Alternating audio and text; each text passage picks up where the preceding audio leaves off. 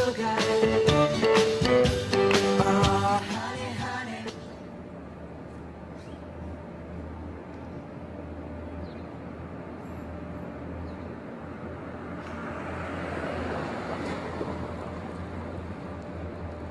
Lean on me when you're not strong, and I'll be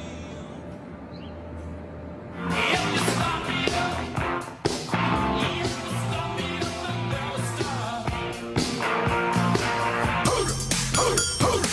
Pull that guitar sound. Pull that guitar sound. Stop in the name of love. I am a rock. I am an rock. Bad to the bone. Bad.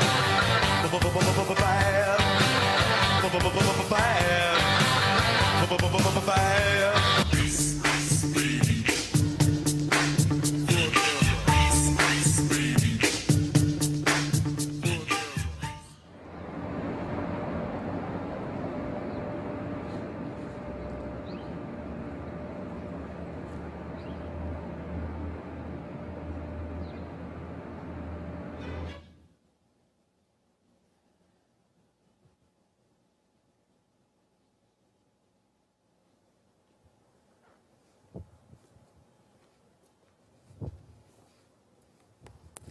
So what's going on in there?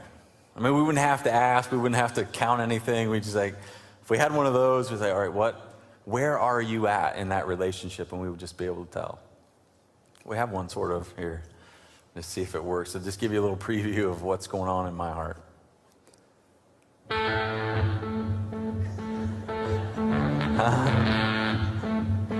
It's all right. So if you just line up here, and then we'll be able to tell, and I'll just hold it here, and then we'll just go through. But that idea, right? If there's no way we would really be able to know, and we want to know. We want to know if we have that responsibility, and we'll get to that in a bit. But we do have, in a sense, a tool. We do have a tool to help us. As a faith community, as leaders of a faith community, we're charged with that, of knowing and helping you move in that up direction, and we have a tool. And I'm going to invite Craig to the platform with me today. We're going to discuss it a little bit further. It's not unfamiliar to you. We've talked about it before, and it is a spiritual map survey. What better way to find out what's going on in your heart and where you are in your relationship with God, with Jesus, with the living Christ, than to just ask you. And in that sense, this is going to be a tool to help us to know where you are, and then how we can help you to take your next steps. So Craig, if you want to talk a little bit about Spiritual Map Survey and how we intend to use it and the tool that it is. Okay. Welcome to Tag Team Preaching. Chad was going to, when we did the run through, he kept putting the stethoscope on my heart, but it would slip down on my stomach, and it kept coming up with the song, "You Ain't Seen Nothing Yet." So I decided we didn't want to do that. What is your heart? And that is the question. And, I think it really is important to understand that. I ask questions. That's what I do. And last week, Rick Elwell gave this just amazing testimony about how he had this little heart and how it became big. And I think we should thank God for that testimony. I really do. It was awesome.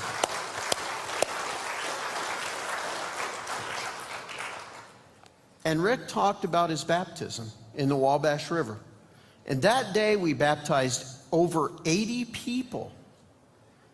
But a lot of those people aren't here with us anymore. In fact, a lot of them aren't in any faith communities anywhere. And so that bothered me. I kept asking, what's going on? Because we have a slide here that kind of shows what's supposed to happen. When we develop a relationship with God, our heart should grow. We should have more love and express more love for Him and for others. And it bothered me, what happened to those people? And I wasn't the only one asking that question. Up at Willow Creek Church up in Barrington, Illinois, which is just outside of Chicago, they have over 10,000 people in their weekend services. And they began to ask that same question. What's happening? Why do some people not continue on this spiritual journey? And so they decided they needed to figure it out. And so they came up with a tool, and they said, you know, maybe instead of counting how many people are baptized, maybe we should ask people where they are. Maybe we should just go to people and ask them what's going on in their spiritual life.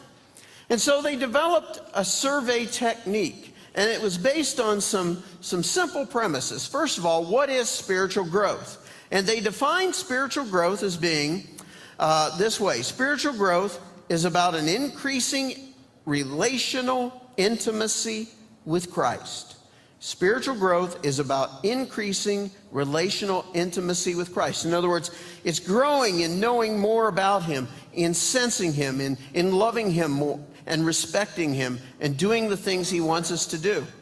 And they decided that the real biblical measurement for this was out of Matthew chapter 22, beginning at verse 37. And you've heard us all use this before, or talk about it before. Jesus is asked, what is the greatest commandment? And He replies, you must love the Lord your God with all your heart, all your soul, and all your mind. This is the first and greatest commandment. A second is equally important. Love your neighbor as yourself. So they said, could we develop a tool, a survey instrument that would ask people about that in their life, about their love for God and their love for others? And so they did that. And they began to use this instrument. And they surveyed, at this point, they have surveyed over 500 congregations in the world. And they've surveyed congregations as small as 50 or as large as 22,000. And in these congregations, they found that there is a predictable spiritual growth pattern. We've shown it to you before. We call it the spiritual map. And it basically is a growth along the way of beginning. Everyone begins exploring their relationship with Christ. They continue by growing in that and getting to know Him better and better to a point where they're close to Christ, and then eventually reach a point of being Christ-centered. In other words, sold out for Jesus. Everything I have, whatever I do, it's for Him. It literally, the money in my pocket, it's not mine, it's Jesus. If He wants to use it some way, that's fine. It's okay with me. Whatever happens, happens. Maybe I shouldn't throw it on the floor. It might be as... We should team teach more often. Yeah, I think that's a... we'll see. Yeah, we'll think see. about that. All right.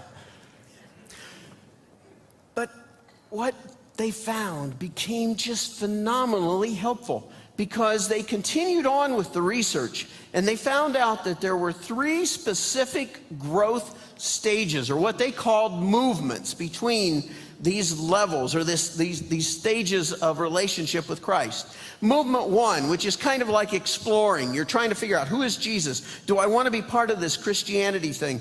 Is this really something I want? Movement 2, the green one there, is about growing in that relationship with Jesus, getting to know Him better, loving Him more, understanding Him, more parts of your life turned over. And then finally, movement 3, which is all about surrender. It's all about giving up and turning over more and more to Jesus.